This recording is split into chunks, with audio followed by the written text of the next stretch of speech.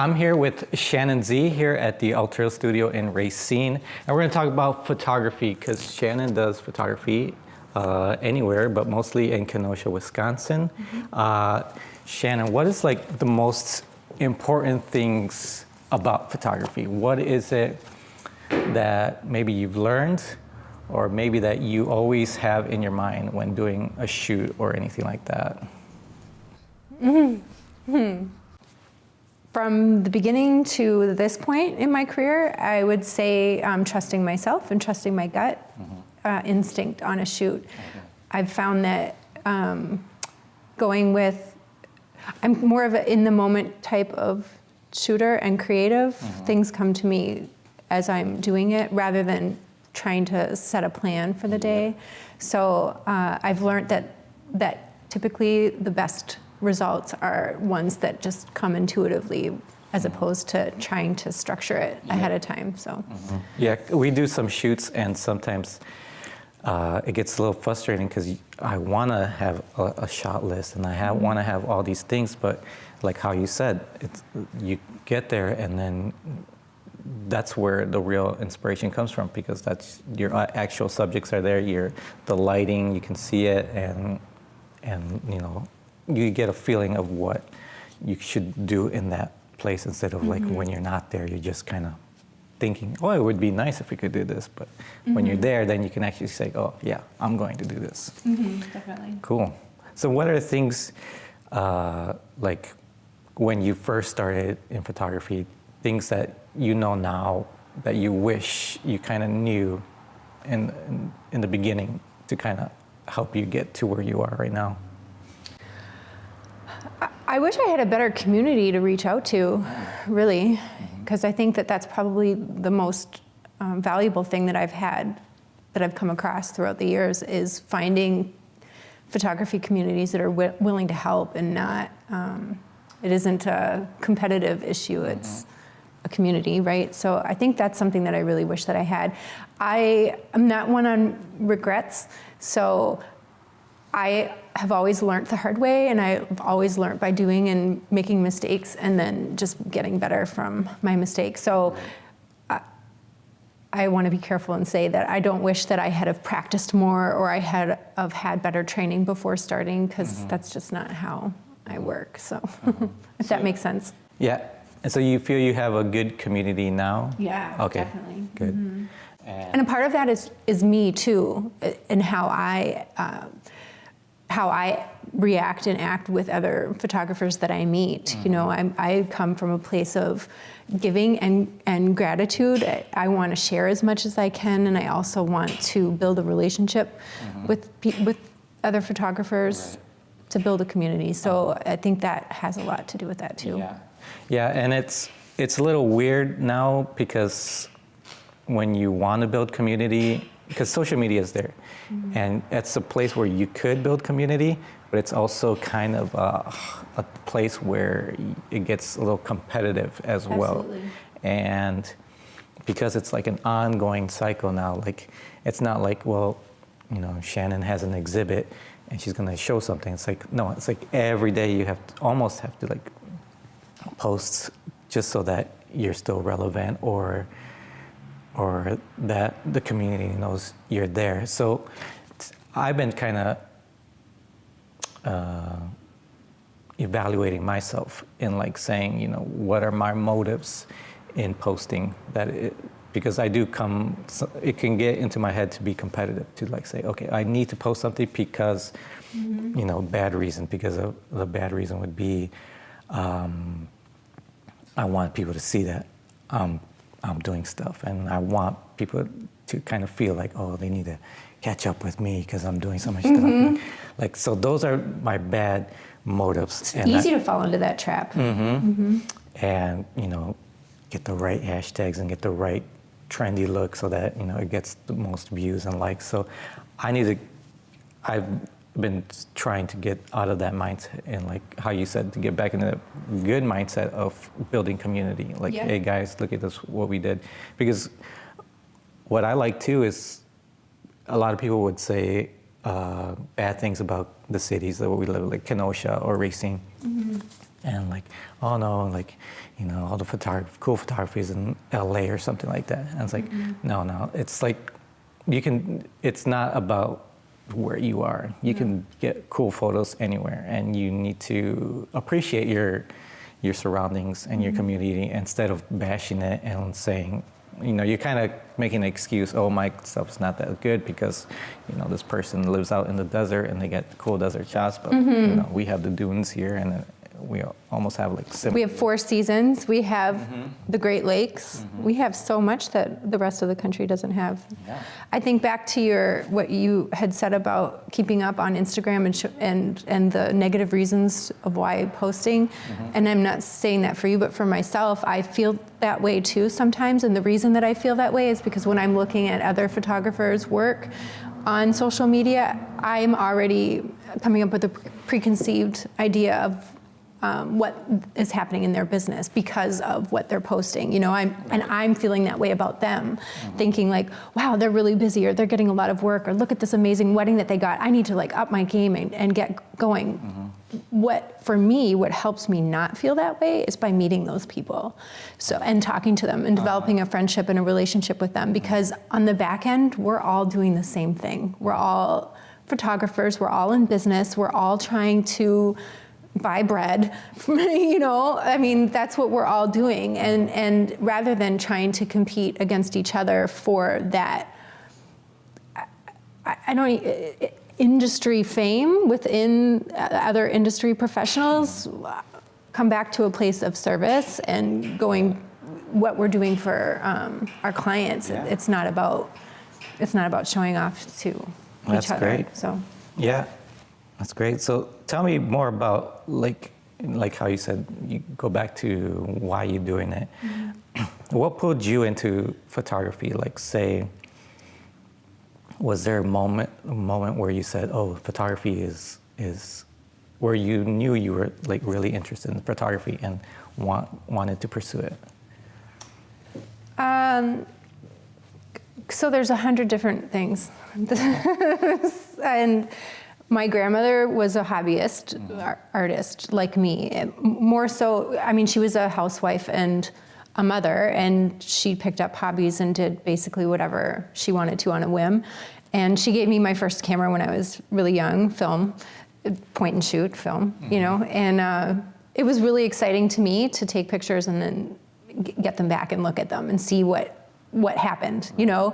And it's hard because it might have been 2 weeks ago that I saw what I did with my eyes, but then looking at it with the picture 2 weeks later and trying to remember, I don't know, it's like opening a Christmas present, right? It's kind of exciting. So I really loved that aspect of it. And then it was then slowly, as you start to collect more pictures, you start to realize what you're doing. You're creating memories. You're creating memories of events throughout your life that were really important, and you didn't realize it until you looked at the picture. Right? Does that make sense? So then I started to be the only person in my circle of friends, even family, that would take pictures of things. I was pulling my camera out at Christmas and at parties and concerts and gatherings with friends. And so I've always had a love for that, for just kind of freezing the memories of what was happening. Starting a career, somebody that I worked with, I had an office job, and she had just said it I was like, do you ever wonder what your purpose in life is? And she's like, no, but I know what yours is, and it's to be a photographer. And I was like, what? Really? She says, yeah, not everybody can pick up a camera and take a good picture. So I was like, okay, well, maybe I should try that. True. And here I am. Yeah, I want to go back to what you're saying about taking a photo and then looking back at it, because I feel some people kind of, because everyone has smartphones, they don't really appreciate what like a professional photography or photo. And to me, I kind of think of like when I watch movies, I don't remember movies because I get a little too focused on what I'm seeing instead of the story and what people are saying. So I'm saying, okay, this person's here. Oh, they must have had a light, you know, because movies are fake. Yeah, yeah. So the lighting and, like some cool shots, like when people get emotional, it's like, oh man, that must have been a cool moment on set where the director was like really pulling this out of them. And so like, the normal person doesn't do that, usually, yeah. right? Okay. So the same thing with photos. Like when I'm taking photos, I'm concentrating on the light. Like, okay, well, this is good light on them. It would be really cool if they did this when they're here, dressed like that. And so I'm not thinking, oh, that's a cool photo. I'm thinking too technical and or a mash of technicality and creativity for those shots.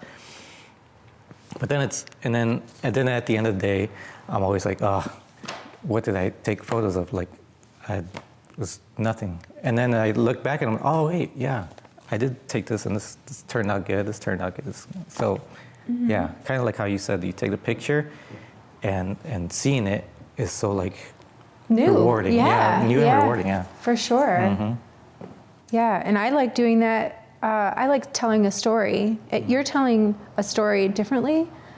You're still telling a story, and I tell a story. I've discovered that I'm a very wide shooter.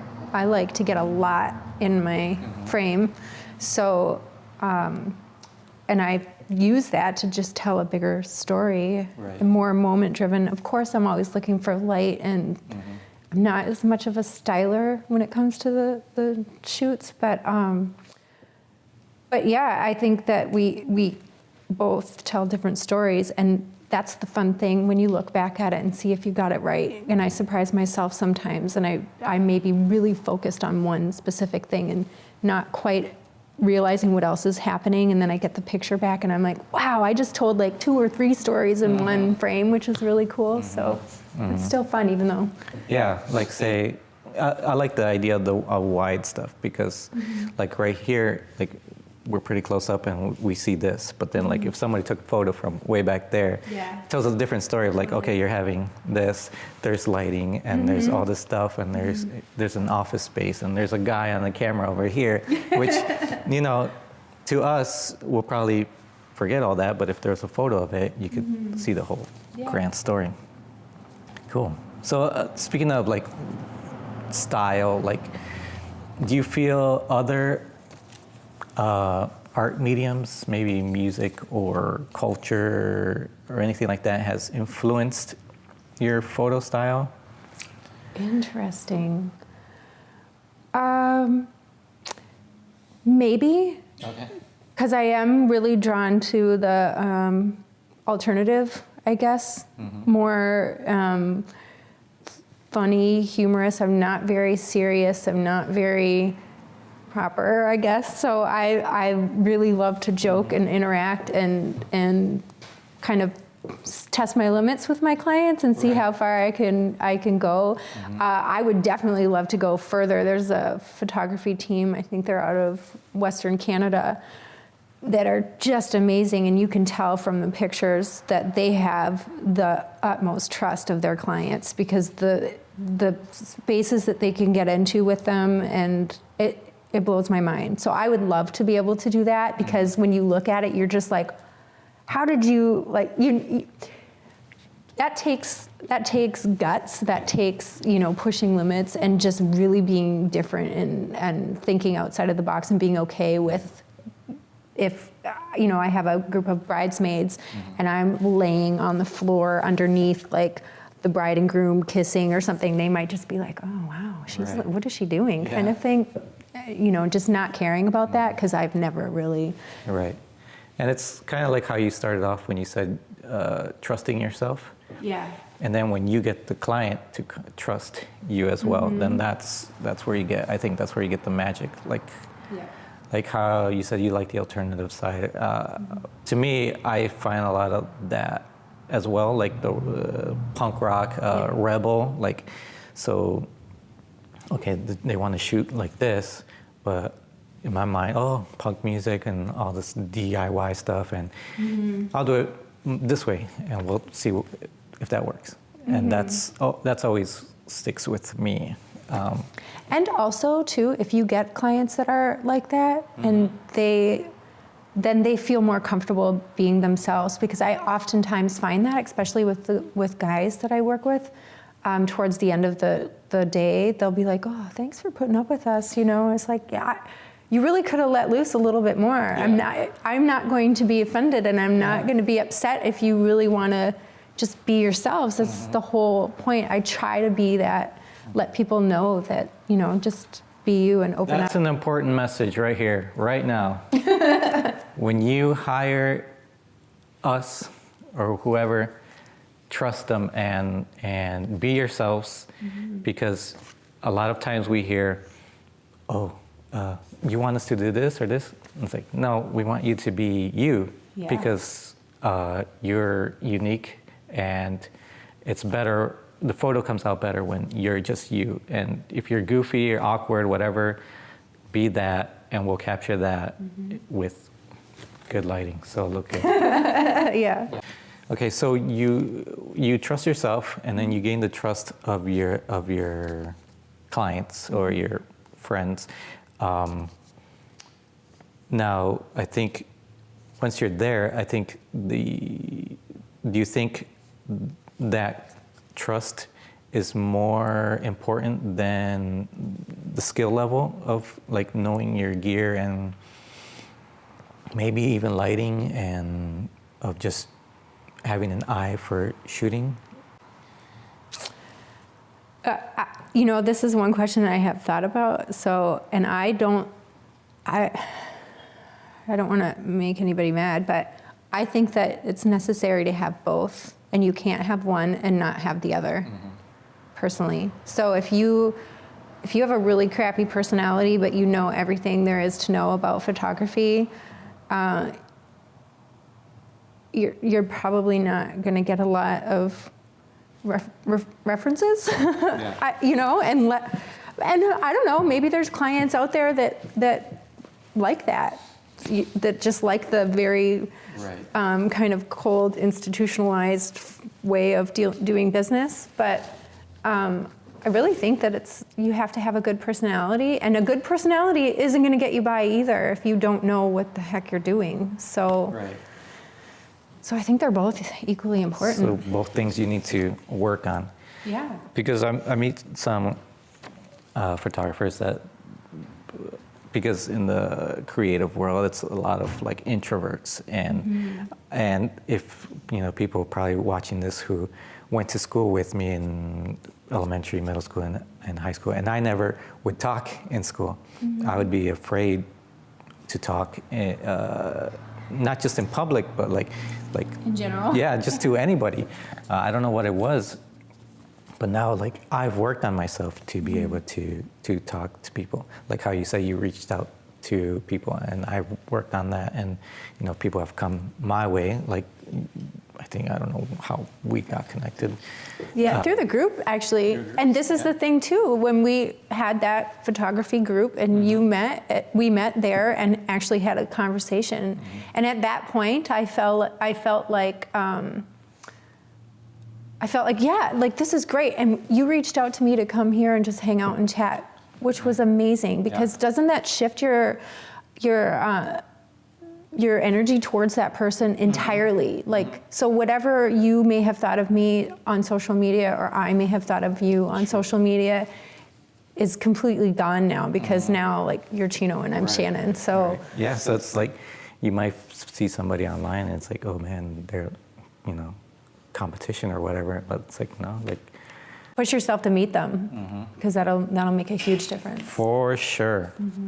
Yeah. So like, getting back, the being personable and your skill level. Oh yeah. Working on both is major, and maybe it's not going to happen quick. If you're working on your photography skills or your person skills, it does take a while. It gets you into like weird situations a lot of times. But the opposite of that would be to be lonely and to be by yourself, kind of guard from everyone else, thinking that, you know, everyone's against you and all that, when, like how you said many times, we're not against each other, and we do want to help each other succeed. But skill level, it's a lot easier now to kind of learn stuff. Yeah. Gear, I mean, some gear drops, pricing drops a lot, and YouTube has a lot of people showing you stuff. Community again, yeah. I think it's a good time to be learning all that stuff. For sure, I agree, definitely. And I'm always open to helping anybody, because I wouldn't have gotten as far as I have if there wasn't somebody else out there willing to share what they knew. So I definitely am always open to helping people. Awesome. Yeah. A guy I talked to, he was like, "Oh yeah, come into my studio. No secrets. Just like, you know, you need to know something, reach out, whatever. Let's help each other out." So Yeah. great. I think that comes to a conclusion. So yeah, Shannon Z here, Chino here. If you guys are into the creative field of photography and all that, I think the biggest thing that we came up with is you know, let's be a community of people that help each other out and struggle together and reach goals together. Thanks, guys. Were you like just staring awkwardly into the camera the entire time? I'm just like,